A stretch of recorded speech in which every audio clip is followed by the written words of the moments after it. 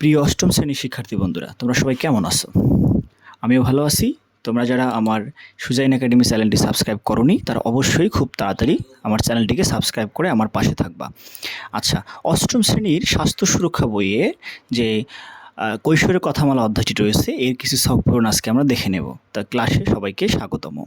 তোমরা জানো যে কৈশোর একটা গুরুত্বপূর্ণ সময়, যে সময় আমাদের শারীরিক এবং মানসিক অনেক ধরনের পরিবর্তন হয় এবং আমাদের জীবনে অনেক চ্যালেঞ্জ মোকাবিলা করতে হয়। কৈশোরকাল বলতে বোঝাচ্ছে যে সাধারণত 12 থেকে 18 বছর বয়স পর্যন্ত এই সময়টাকে আমরা কৈশোরকাল ও বয়ঃসন্ধিকাল বলতে পারি। এটাকে ইংরেজিতে টিন এজ বলা হয়। তো এই সময়ে সকলেরই বিভিন্ন ধরনের পরিবর্তন দেখা দেয়। আসো জেনে নেই যে ছেলেদের কি পরিবর্তন হয়। ছেলেদের দ্রুত ওজন বৃদ্ধি পায়, পেশি শক্ত হয়, কাঁধ চওড়া হয়, দাড়ি গোঁফ গজায়, বিভিন্ন অংশের লোম গজায়, গলার স্বর পরিবর্তন হয় এবং ঘুমের মধ্যে মাঝে মাঝে বীর্যপাত হতে পারে। মেয়েদের ক্ষেত্রে যে শারীরিক পরিবর্তনগুলো হচ্ছে সেগুলো হলো খুব দ্রুত উচ্চতা বৃদ্ধি পায়, বিভিন্ন অঙ্গ পরিপক্ক হয়, লোম গজায় বিভিন্ন অংশে এবং নিয়মিত মাসিক বা ঋতুস্রাব হয়ে থাকে। ছেলেদের শারীরিক এবং মানসিক পরিবর্তনের জন্য দায়ী হচ্ছে টেস্টোস্টেরন হরমোন এবং মেয়েদের ক্ষেত্রে ইস্ট্রোজেন এবং প্রোজেস্টেরন হরমোন দায়ী। আমরা পরবর্তী ক্লাসগুলোতে এগুলো নিয়ে বিস্তারিত আলোচনা করব। তোমরা ভিডিওটি পজ করে ছেলে এবং মেয়েদের সামাজিক এবং আচরণিক মানসিক পরিবর্তনগুলো পড়ে নিতে পারো। তা এই পরিবর্তনগুলো নিয়ে বিভিন্ন এখানে গল্পের মাধ্যমে তোমাদেরকে বোঝানো হচ্ছে আসলে এই পরিবর্তনগুলো সম্পর্কে সবারই জানা উচিত। এটা অবশ্যই যদি কেউ জানে তার পরিবর্তন সম্পর্কে, তাহলে সেক্ষেত্রে সাবধান হতে পারবে এবং তার মনে অনেক যে প্রশ্ন জাগে সেগুলো সম্পর্কে উত্তর পেয়ে গেলে সে দেখা গেছে যে বিভিন্নভাবে সেগুলো মোকাবিলা করতে পারবে। তাহলে এখানে একটি ছক পূরণ রয়েছে, যেটা পৃষ্ঠা হচ্ছে 73 পৃষ্ঠা। এই ছক পূরণে বলা হচ্ছে যে চলো এবার আমাদের নিজেকে ভালোভাবে জানার উপলব্ধি যাত্রাটা শুরু করা যাক। অর্থাৎ তুমি তোমাকে নিজেকে জানবা, তোমার এই সময়টাতে অর্থাৎ এই কৈশোরকালে কী ধরনের পরিবর্তন হচ্ছে এবং এর ফলে তোমার কী অনুভূতি হচ্ছে সেগুলো তোমরা কয়েকটি শব্দে এই মনের জানালার যে বক্সগুলো সেগুলো পূরণ করবা। এখানে অলরেডি 2টি বক্স পূরণ করাই আছে। একটা হচ্ছে যে এই সময়টা আমি উপভোগ করতেছি এবং চমৎকার কিছু ঘটনা ঘটছে, বাকিগুলো তুমি নিজেই লিখতে পারবা। তা আমি তোমাদের জন্য এখানে পূরণ করে দিয়েছি। দেখো, তোমরা এভাবে লিখবা যে ভয় এবং উদ্বেগ কাজ করতেছে। ভয়, এটা বানান ভুল হয়ে গেছে, ভয় এবং উদ্বেগ কাজ করতেছে। তারপর আনন্দ এবং প্রশান্তি অনুভব হচ্ছে। মনে নানা রকমের প্রশ্নের উকি দেয়। তা তোমরা এভাবে লিখতে হবে, মনে বাজে ধরনের বিভিন্ন প্রশ্নের উকি দেয়। ঠিক আছে, যেমনটা হয় আর কি, যে এই বয়সে আসলে বিশেষ করে বয়ঃসন্ধিকালের ছেলে মেয়েদের মনে অনেক ধরনের প্রশ্নের উকি দেয়। হ্যাঁ, বিপরীত যে জেন্ডারের প্রতি এক ধরনের বিভিন্ন কৌতূহল সৃষ্টি হয়, এগুলো হওয়াটা স্বাভাবিক আসলে। আচ্ছা, তারপর শারীরিক পরিবর্তনের কারণে অস্বস্তিকর অনুভূতি হয়েছে। হ্যাঁ, বিভিন্ন শারীরিক পরিবর্তনের কারণে তোমার মনে হতে পারে যে এগুলো শারীরিক আমার সমস্যা হচ্ছে, আসলে তোমার না, শুধু সবারই এই ধরনের শারীরিক সমস্যার সম্মুখীন হতে হয়। অবশ্যই তুমি যদি না জেনে থাকো তাহলে অবশ্যই এটা শিক্ষক অথবা তোমার বড় বোন, ভাই, হ্যাঁ, তোমার বাবা মার সঙ্গে শেয়ার করতে পারো। আচ্ছা, এবং হচ্ছে খুব লজ্জা পেয়েছি, এভাবে পূরণ করবা। অর্থাৎ তোমার দেখা গেছে যে এই ধরনের শারীরিক পরিবর্তনের কারণে তোমার মনে হতে পারে যে হ্যাঁ, এটা শুধু মানে আমার সাথেই হচ্ছে। হ্যাঁ, তুমি কারণে হয়তো কিছু লজ্জা পেতে পারো, তবে লজ্জার কিছু নেই। এই বয়ঃসন্ধিকালে যে শারীরিক স্বাস্থ্য, অবশ্যই শারীরিক স্বাস্থ্য সম্পর্কে খুব ভালোভাবে তোমাকে জানতে হবে, না হলে দেখা যাবে যে তোমার মানসিক যে হীনমন্যতা এটা বাড়বে, কিন্তু আসলে হীনমন্যতায় ভোগার কোনো কারণ নেই।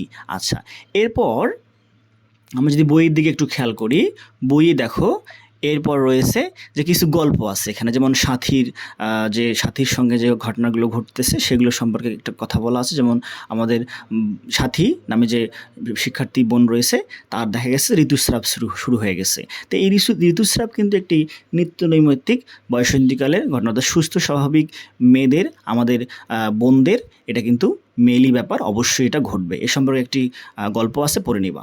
এবার আরিফ একটা চঞ্চল প্রকৃতির স্বভাবের একটা ছেলে এবং তার শরীরে কিছু পরিবর্তন লক্ষ্য করতেছে। তাই সে এই জন্য তার শরীর যে আসলে শারীরিক পরিবর্তন, অর্থাৎ শারীরিকভাবে গঠনটা বৃদ্ধি পায়। ঠিক আছে, এর ফলে অনেকেই তাকে দেখা গেছে যে মোটা বলে, খেপায়। তো সে খুব কষ্ট পাচ্ছে এবং তার মুখে ব্রণ ওঠা শুরু হয়ে গেছে এবং ব্রণ খোঁচানোর একটা তার বদ অভ্যাস হয়ে গেছে। আসলে এই বিষয়গুলো তাকে জানতে হবে যে আসলে ব্রণ খোঁচানো যাবে না এবং এটা স্বাভাবিক, ব্রণ হওয়াটা স্বাভাবিক এবং বন্ধুহীন হয়ে পড়ছে কারণ সে তার মনে করতেছে সে একা হয়ে গেছে। হ্যাঁ, এই বিষয়গুলো সে কারোর সঙ্গে শেয়ার করতে পারতেছে না, মানসিকভাবে সে খুবই বিষণ্ণ থাকে। আচ্ছা, তারপর নিশি নামে এক শিক্ষার্থীর গল্প এখানে দেওয়া আছে, আমরা পড়ে নেব অবশ্যই। তারপর হচ্ছে অষ্টম শ্রেণীর আর এক শিক্ষার্থী অর্ক বড়ুয়া, তারও গল্প এখানে শেয়ার করা আছে। অর্ক বড়ুয়া ছিল একজন খুব অভিমানী স্বভাবের একটি ছেলে এবং তার যদি কোনো কারণে মন খারাপ হয় সে কাঁদতো। আসলে অনেকেই বলে যে হ্যাঁ, ছেলেরা তো কাঁদে না, মেয়েরাই শুধু কান্না করে, কিন্তু তারপরেও অর্ক কান্না চেপে রাখতে পারে না। আসলে এজন্য সে হীনমন্যতায় ভোগে। আসলে এটা বিষয়টা এরকম যে বয়সন্ধিকালে ইমোশনাল একটা খুবই অ্যাটাচমেন্ট তৈরি হয়ে যায়, অল্পতেই খারাপ লাগে, অল্পতেই ভালো লাগে, ঠিক আছে, যেটাকে আমি মুড সুইং বলি। তো এরকম হওয়াটা স্বাভাবিক, এটা ছেলেদেরও হতে পারে, মেয়েদেরও হতে পারে। কান্না বিষয়টা আসলে এরকমটা না যে শুধু মেয়েরাই কান্না করবে, এটা হয়তো সে আশেপাশের মানুষদের কাছ থেকে প্রভাবিত হয়েছে, এরকম হতে পারে। হ্যাঁ, তা অর্ক বড়ুয়ার এই জন্যই হীনমন্যতায় সে ভুগতেছিল। তা এই গল্পটা আমরা এখানে পড়লাম। এরপরে এই গল্পের পরে একটি ছক রয়েছে, এখানে হচ্ছে যে বিভিন্ন শিক্ষার্থীরা আসলে কী কী চ্যালেঞ্জের সম্মুখীন হচ্ছে, তা মোকাবিলার জন্য সে কী কী পদক্ষেপ নিয়েছে সেগুলো এখানে লিখতে হবে। তা আমরা তোমাদের জন্য ছকটি পূরণ করে দিয়েছি। হ্যাঁ, এই ছকের মধ্যে তুমি তোমার বন্ধুদের নাম লিখবা, রাফিয়া, সুরুজ, সজীব, নাইম, এভাবে যে কোনো নাম লিখতে পারবা। তো রাফিয়া আসলে কী কী চ্যালেঞ্জের মধ্যে দিয়ে গেছে সেগুলো এখানে ব্যাখ্যা করতেছি। যেমন রাফিয়া লিখেছে ভাবে যে সে ভয় এবং উৎকণ্ঠার মধ্যে ছিল, তার বিভিন্ন ঋতুস্রাব সংক্রান্ত সমস্যার সম্মুখীন হয়েছিল এবং সে বিষণ্ণতায় ভুগেছিল। তাহলে মোকাবিলার কী কী পদক্ষেপ নিয়েছিল রাফিয়া?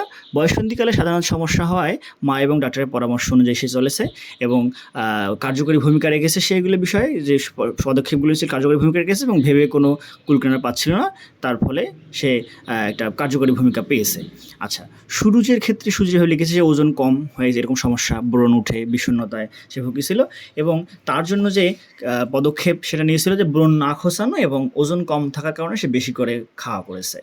আচ্ছা, তাহলে সে এভাবে এই বক্সে লিখেছে যে নিজেকে গুটিয়ে নিচ্ছে এবং অধিক চিন্তা করে।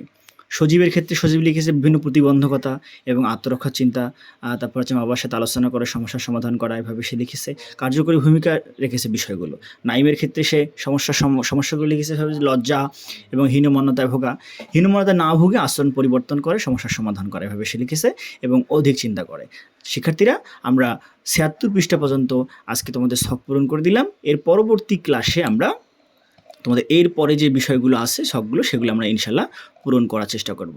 তোমরা বয়ঃসন্ধিকালে যে আসলে শারীরিক এবং মানসিক পরিবর্তনগুলো হয়, এগুলো এই অধ্যায়ে কিন্তু পুঙ্খানুভাবে লেখা আছে, তোমরা অবশ্যই ঠিকমতো পড়ে নিবা। এবং ছেলেদের ক্ষেত্রে যে পরিবর্তনগুলো হয় সেগুলো ছেলেদের জানা দরকার, মেয়েদের ক্ষেত্রে যে পরিবর্তনগুলো মেয়েদের জানা দরকার। এর ফলে আমরা সবাই সচেতন হতে পারবো। তো সবাই সুস্থ থাকো, ভালো থাকো এবং অবশ্যই ভিডিওটি ভালো লাগলে লাইক দিয়ে কমেন্ট করবা। তোমরা কে কোথা থেকে ক্লাসটি করলা, কোন স্কুলে থেকে ক্লাসটি করলা, কোথায় তোমাদের বাসা, অবশ্যই কমেন্টে জানিয়ে দিও। ধন্যবাদ সবাইকে। আসসালামু আলাইকুম।